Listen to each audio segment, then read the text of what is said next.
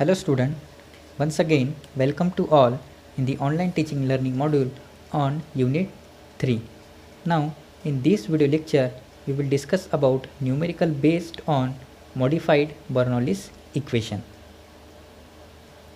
Now first the vision and mission of program. Now this is the vision of the program and these three are the mission of the program. So these are all about vision and mission of the program. Now the learning outcome, course outcome and program outcomes.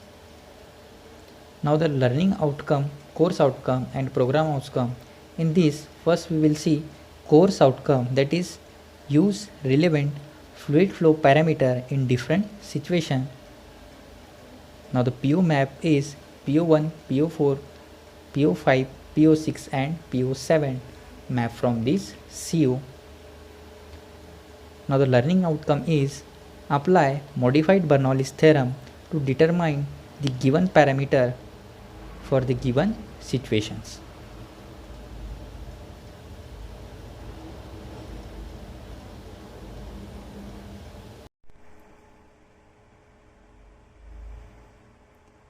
अब हमें इस unit में first topic के ऊपर में numerical देखना है, that is horizontal pipe. ये आपका टाइप 1 है, ठीक है. That is numerical based on Bernoulli's equation. अब न्यूमेरिकल क्या बोल रहा है? A pipeline carrying oil of specific gravity 0.8. एक पाइप है जिसमें से ऑयल कैरी हो रहा है, उसकी स्पेसिफिक ग्रेविटी गिवन है हमें 0.8 in dia from 300 mm at position 1 to 600 at position 2. मतलब एक पाइप है जिसका हमको सेक्शन 1 का डाया दिया हुआ है, दैट इज D1 300 mm. और क्या बोल रहा है? एट पोजिशन 1, मतलब D1 हमारा 300 टू 600 एट पोजिशन 2, मतलब पोजिशन 2 पे जो है वो आपका डाया कितना हो गया है? 600 mm, which is at 500 metre at higher level. अब ध्यान देना यहाँ पे क्या बोल रहा है वो, कि जो सेकंड पोजीशन है which is at 5 metre at higher level, मतलब ये आपकी डाटम सरफेस है. आपका फर्स्ट जो पाइप है वो तो डाटम सरफेस से ही है, लेकिन जो आपका सेक्शन 2 है वो आपके किस हाइट पे? 5 मीटर हाइट पे है. यहाँ से लेके ये सेक्शन 1 आपका, ये आपका section 2. If the pressure at position 1 and 2 are 100 newton per metre square and 60 newton per metre square, मतलब आपका प्रेशर सेक्शन 1 पे दिया हुआ है 100 और सेक्शन 2 मतलब P2 जो है 300. If the discharge is 300 litre per second. अब डिस्चार्ज उसने दिया है that is Q is equal to discharge 300 litre per second.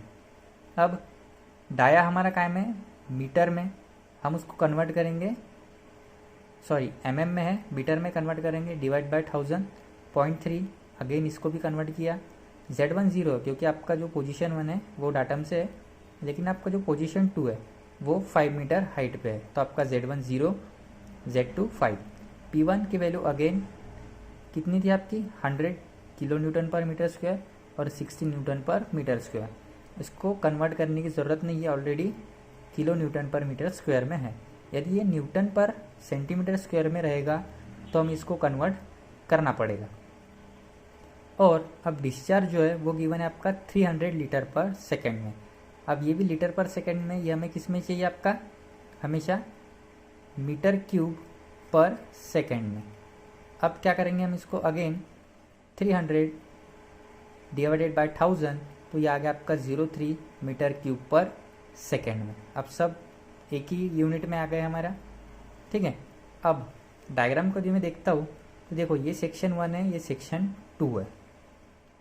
यहाँ पर आपको प्रेशर भी दिया हुआ है, डाया दिया हुआ है.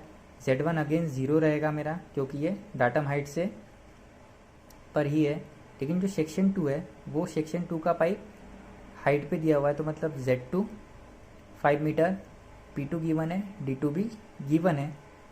डिटरमाइन लॉस ऑफ हेड, मतलब आपको HL फाइंड आउट करना है. अब हम HL कैसे फाइंड आउट करते हैं? फर्स्ट सॉल्यूशन जाएंगे बाय बर्नौलीज इक्वेशन, और we can say modified Bernoulli's equation. ये चले यदि हमको फाइंड आउट करना है तो हमें मॉडिफाइड बर्नौलीज इक्वेशन लगाना पड़ेगा। P by gamma that is pressure head plus velocity that is v1 square by twice g plus z1। Then again section 2 के लिए pressure head P2 by gamma v2 square by twice g z2 plus HL। इसमें से जो जो value हमें रहेगी वो put करेंगे। फर्स्ट स्टेप होती है हमारी एरिया फाइंड आउट करने की।